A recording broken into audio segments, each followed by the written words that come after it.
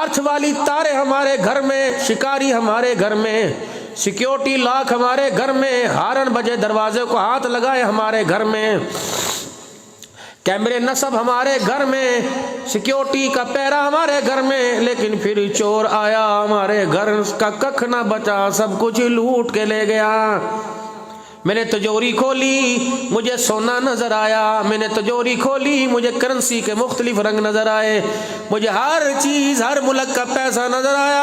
اوہ لوگو، میں نے اپنی نسل کی طرف جھانک کے دیکھا، چور سونا چھوڑ گیا، میری غیرت لوٹ کے چلا گیا، میری بچیوں کا پردہ لے کے چلا گیا، میرے دسترخوان سے اللہ کے رزق حلال لے کے چلا گیا، میری آنکھ سے غیرت لے کے چلا گیا، اللہ اکبر، میری بچیوں کو بے حیائی دے کے چلا گیا، میرے بچوں کو بدماشی جھوٹ دے کے چلا گیا۔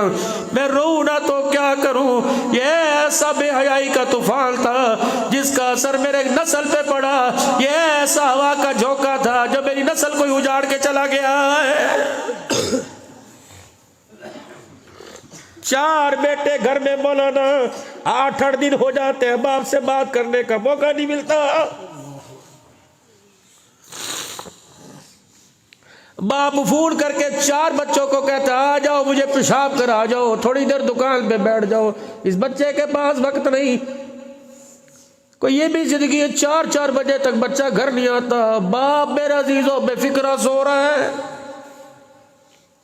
مرغا ڈربے سے باہر نکل جائے مالک پریشان ہے، کتے کی میرے عزیزو سنگلی ٹوٹ جائے مالک پریشان ہے۔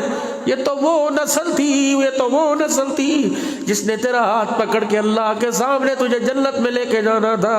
کوئی خبر بھی ہے او اے سی میں سونے والوں، ہیٹروں کی ہیٹ میں سونے والوں، اولاد کے کمرے میں جھانک کے تو دیکھو تو صحیح، ہماری نسل رات کو 4 بجے کیا کر رہی ہے۔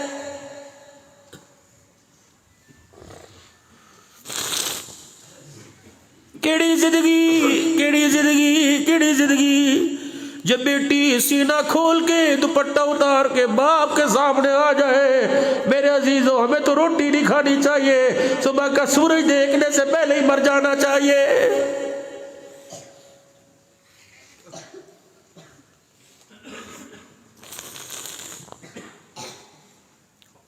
تمہیں اپنی اور مجھے، آپ کو، سب کو اپنی بیٹیوں کا لباس دیکھ کے پنڈلیوں تک شرمارے۔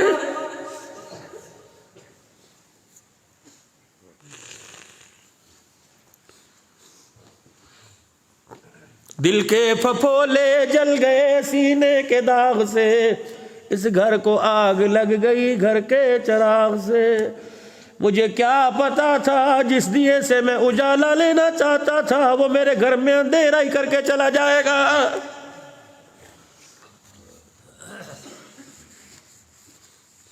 یاروں کے ساتھ 10 گھنٹے بیٹھنے والا باپ کے پاس 1 منٹ نہیں بیٹھتا۔ اب بھی پوچھتے ہو قیامت کب آئے گی؟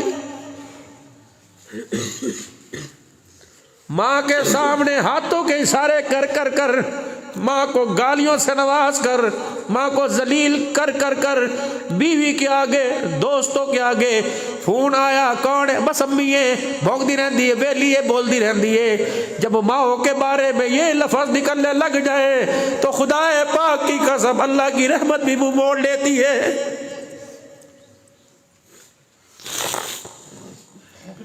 جب 25 سال کے گبرو جوان کو باپ کی چٹی داڑھی کا حیا نہ رہے تو میرے عزیزوں کوشش کرو، ایسی اولاد سے بے اولاد ہو جانا ہی اچھا ہے۔ روٹی تو کوئی بھی طرز کھا کے دے دے گا، مسجد میں آ کے مولوی صاحب کے کان میں کہہ دینا میں روٹی کوئی نہیں کھاتی، یہ مولوی اپنے گھر سے روٹی لا کے دے دے گا۔ سردی میں کہنا میرے پاس چادر کوئی نہیں، کوئی دے دے گا، اور کسی کو کہنا رات مجھے سلا، کو طرز کھا کر جانوروں کے باڑے میں سلا دے گا، مسجد کے کونے میں سلا دے گا۔ جب ان چیزوں کے حصول کے لیے اولاد کی جوتیاں کھانی پڑے تو میرے عزیزوں پھر بھی تمہیں زندگی رونق والی نظر آتی ہے، بے رونق کیوں نظر نہیں آتی؟